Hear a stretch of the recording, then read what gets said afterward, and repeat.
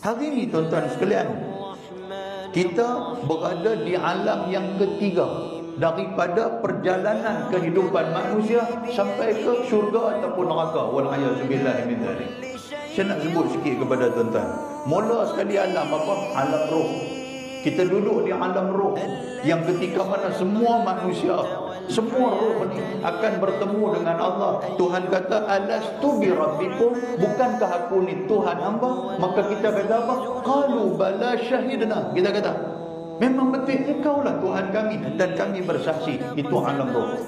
Kemudian kita masuk kepada alam kandungan, duduk dalam perut mak kita. Itu baru alam yang kedua. Selepas itu 9 bulan 10 hari mak kita pun beranak mai dekat kita. Kita keluar mai alam dunia. Ni lah ni. Baru nombor 3. Baru nombor 3. Tuan-tuan tahu tak, lepas daripada alam dunia kita akan menuju ke alam kubur. Yang alam kubur tu kita tak tahu panjang mana. Lepas alam kubur kita pergi kepada alam kehancuran, alam semesta yang disebut sebagai yaumul qiyamah. Tu pun kita tak tahu lama mana kita nak duduk di yaumul qiyamah. Lepas yaumul qiyamah kita akan pergi kepada hari kebangkitan. Lepas daripada hari kebangkitan pergi kepada mahsyar. Lepas daripada padang mahsyar pergi untuk nak duduk mencari syafaat Nabi. Siapa nak boleh tolong kita? Berapa tahun? Berapa puluh tahun? Kemarin hari Jumaat Tok Imam baca surah Sajdah. Kalau tuan-tuan amati apa yang Tok Imam kita baca, Tok Imam baca apa? Kana miqdaruhu alfasanatin mimma ta'udun. Kan? Tok Imam dia ingatlah kita belakang tu lenak sampai piri. Kan tidur tak perasan Tok Imam baca apa? Tuan-tuan tahu tak? Satu hari dunia bersamaan dengan 1000 tahun akhirat.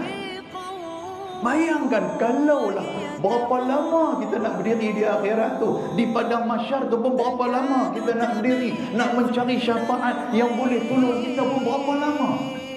Lepas daripada syafaat kita akan hisab. Kita akan dihisab segala amalan-amalan kita. Dalam surah Al-Qari'ah, surah apa nama, surah Al-Qari'ah, Allah Ta'ala sebut apa? Tuhan kata, faman saqulat mawazinu, barang siapa yang berat amalan dia maka beruntung dia, dan siapa yang ringan rugi dia. Hisab. Kemudian kita akan dibawa dan juga diberikan catatan amalan daripada Allah. Tuhan nak bagi tangan kanan, Tuhan nak bagi tangan kiri kat kita. Kalau dapat tangan kanan beruntung, kalau dapat tangan kiri celaka. Tu pun perjalanan dia berapa ratus tahun kita nak kena tempuh.